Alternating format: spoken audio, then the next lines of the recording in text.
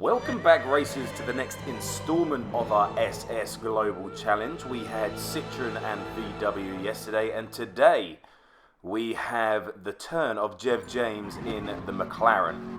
Even though we had a good result in the VW race, we sort of lacked it in the Citroen, so today I kind of wanted to put it right and have a good session in this race. So we're going to come across the line in 5th, we're going to go down to 6th, and then actually we're going to end up in 7th position. So the points in this race were pretty good. I think it was around 1800, 1900 for first place. So some good points on offer for us here. But as the other races are similar in the fact that I believe I can go faster than my qualifying time, and we're going to try and do that. So I want to get past these guys as fast as I can on the GP layout, because we know how difficult it is to overtake on the Nordschleife part of the track. So turn number 1, let's see if we can keep it clean, real close to the Subaru there, but we get up the inside, he gives us that space and we're going to exploit it very nicely. Going to get a nice run past Ivan in the Toyota there as well, nearly making contact but checking ourselves. We can't go any faster than the Mitsubishi in front of us. Ivan just turns in, taps us a little bit there, but we were there so he couldn't get past. He makes a move on the Frenchman behind us, but we are in 5th position, up 2 positions on the first couple of corners is always good. And noticing that the Mixie in front of us is going a little bit slower than maybe he should be, I kind of want to get past him before we get onto that Nordschleife part. So going to try and stay as close to him as possible, and then if he makes a mistake we are going to pounce on it. So the McLaren, what can I say about the McLaren? It's pretty decent. I think there's a little bit of a learning curve to it, and when the rear tyres start to go off, it was the same as the Citroen. The Citroen and the McLaren, the rear tyres wore more than the front tyres, so you get more of an oversteer, and I think you lose more time that way, whereas if you have that front wear, those front tyres wear, and you just use that understeer, I think you can control understeer a little bit more than oversteer. Anyway, pretty challenging car, but as we come through the fast S's, we get a better run out of the corner, and you can see what move we are going to set ourselves up for. Yes, it's going to be that magical cutback. It's going to get a little wiggle on, hit the wall there, and that's going to open up the space on the inside, which we're just going to absolutely send it up in. So we are up to 4th position before getting onto the Nordschleife. That is a pretty good first couple of corners. So can we just minimise the mistakes that we did beforehand in the other races and maybe get a better position in 3rd place? Major oopsie there, and he gets caught out on the grass on the left, and coming through hit, miss, miss, hit, miss, hit, miss, miss, hit, miss, I think it's called. He just gets out on the wide there, and really struggles to get back on the track on that corner especially. End of lap 1 then, we do manage to catch up with the Mercedes in front, but he's going to stay out, so is 1st place, and we're going to dive into the pits. We come out in 4th position, and with our fresh tyres, can we go about catching the German and the Brit in front? 14 seconds is quite a way to claw back from the Frenchman in 1st, but we're going to see what we can do.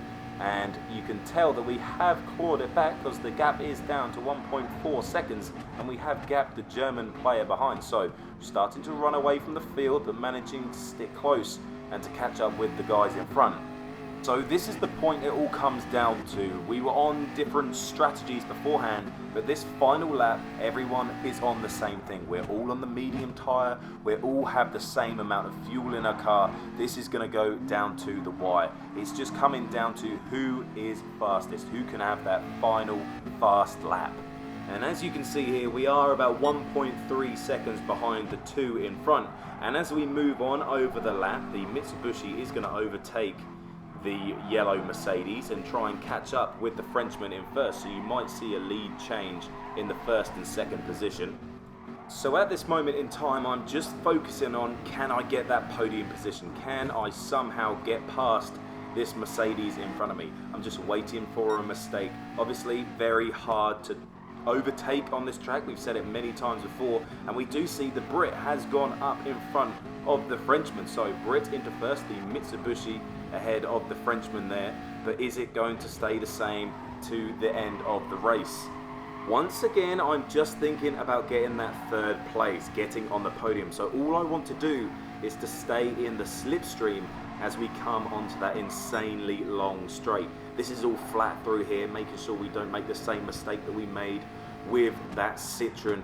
And we do see that they are fighting up ahead. They are very close up ahead in first and second position. Is something going to happen before the final straight? I think there is.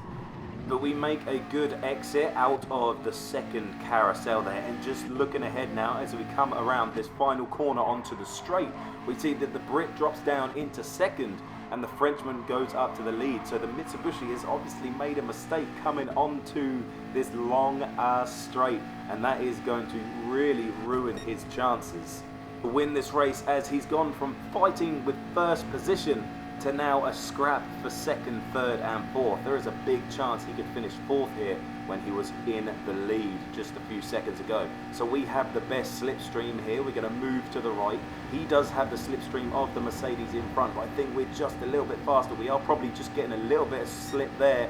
Coming into the final couple of corners, it is going to be neck and neck. I can't go any faster because of the Mercedes in front. It's going to be a little touch from the Mitsubishi, and that's just going to take my gaze, my awareness off of the car in front, and he is going to get a right old punt in the back.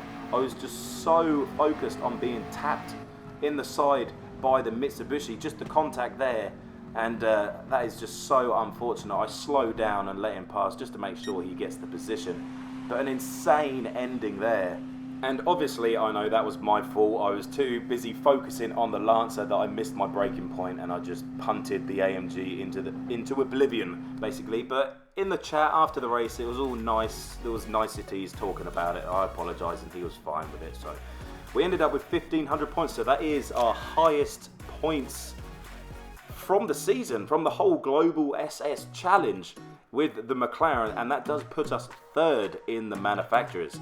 And there we go, what could have been, once again, the green hell not giving us any luck, obviously. But thank you for watching, liking and subscribing. Thank you to the channel members, and we'll see you in the next one.